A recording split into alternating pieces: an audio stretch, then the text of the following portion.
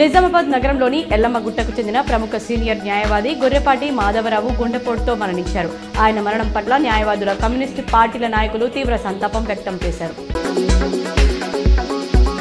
సిరికొండ మండలంలోని పెద్దవాల్గోట్లోని వసతి గృహాన్ని ఆకస్మికంగా స్థానిక తహసీల్దార్ తనిఖీ చేశారు.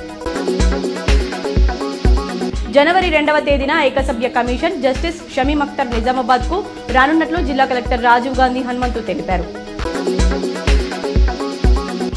ఏర్గట్ల మండలంలోని లబ్ధిదారులకు సీఎంఆర్ఎఫ్ చెక్కులను స్థానిక కాంగ్రెస్ నాయకులు పంపిణీ చేశారు.